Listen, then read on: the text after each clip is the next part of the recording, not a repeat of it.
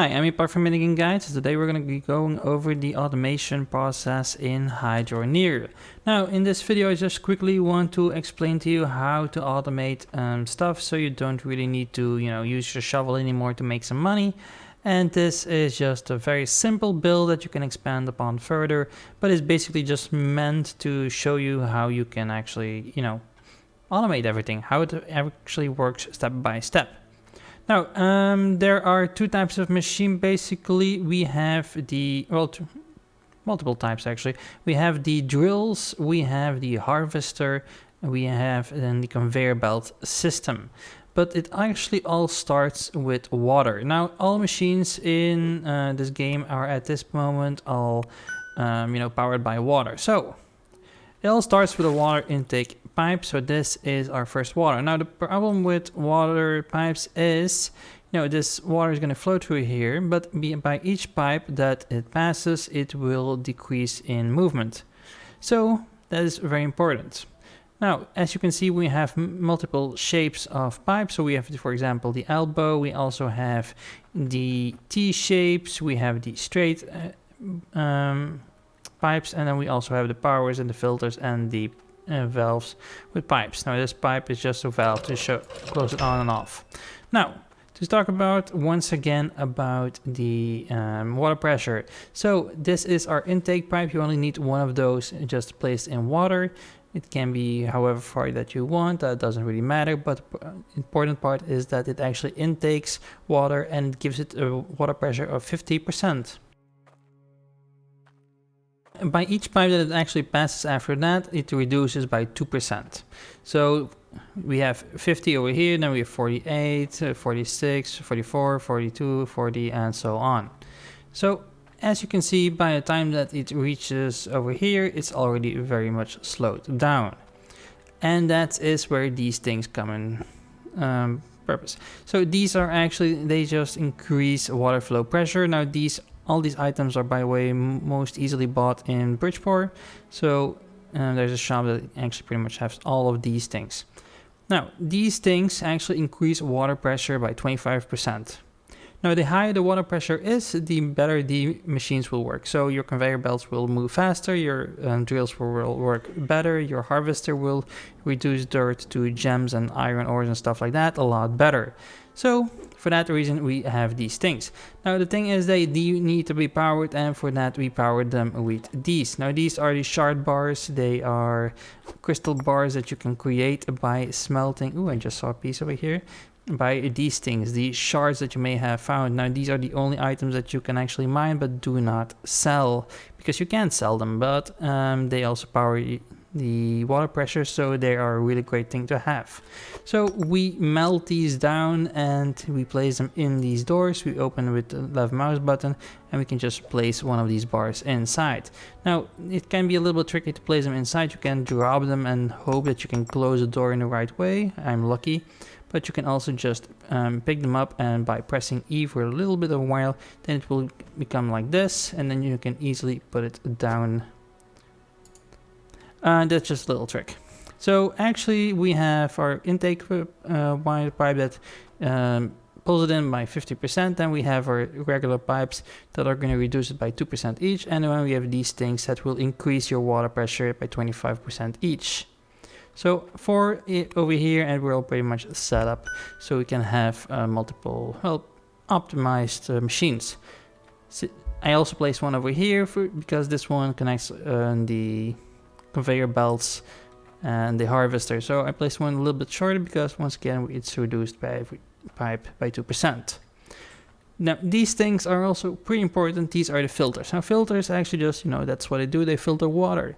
Now the reason that we have these is because unfiltered water will actually damage your machines, and then you need to repair them with one of these things, the tool bag.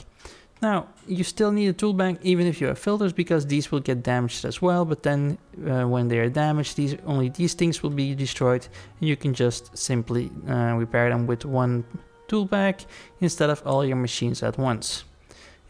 Now I have only 7 machines to repair, my harvester, my 6 drills, But, you know, later on, that would be a lot more of a headache if I had more of them. So just use pipes like these.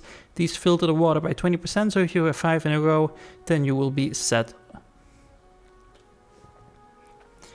To move on to the drilling system, now as you can see, they all need to be powered by water.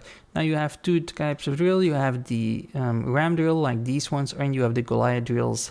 Now the difference is between those is that the ram drills, they use the surface dirt. They don't really destroy the earth that's below them, the dirt. So if you just place one on the top of a box, you place some dirt under one, then it will pretty much work without any problem.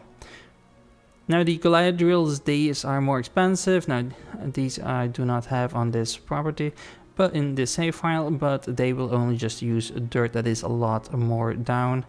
And the good side about that is actually that they just use a lot of dirt that is more valuable, because the lower that you go on the ground, the more valuable the dirt becomes and the better the resource that you will get will be.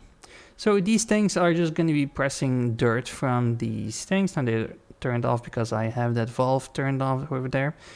And they will go to our conveyor belt system. Now the conveyor belt system, we have multiple types. We have centralizers and vertical ones and the regular kind. And then we have these things that will actually destroy huge blocks like these into smaller pieces like these and just pull them up easier. Now the smaller the pieces are, the better they will be processed by our harvester. Now, this is the harvester. You don't need a lot of them, to be honest, if you make them small enough. And these will turn these dirt blocks into the ore pieces.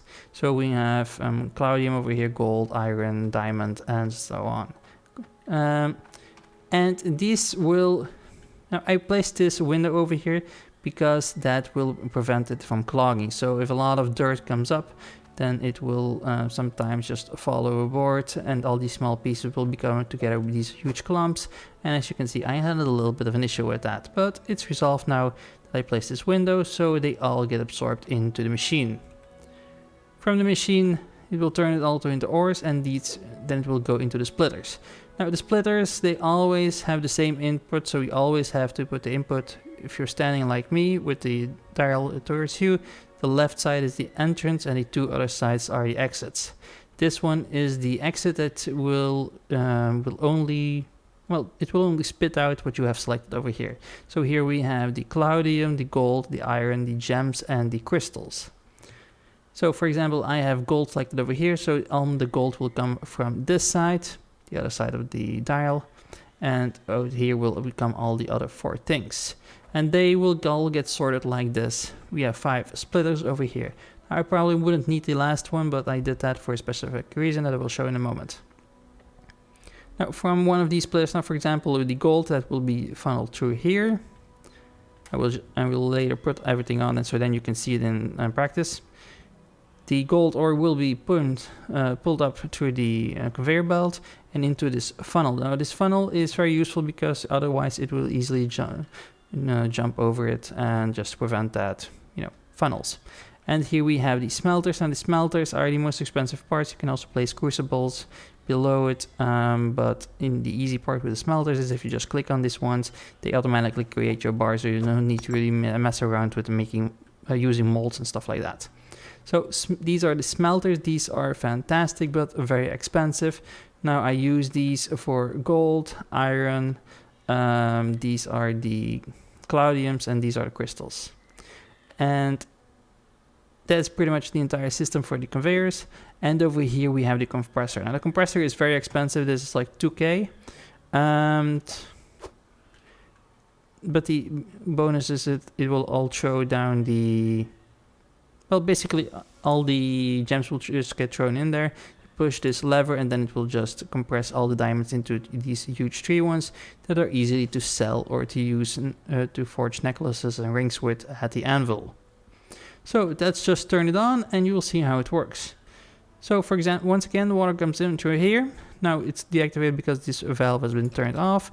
It's going to go on. The water is coming through the power system, and then there we go, the dirt comes out of the ram drill pretty much all at the same time.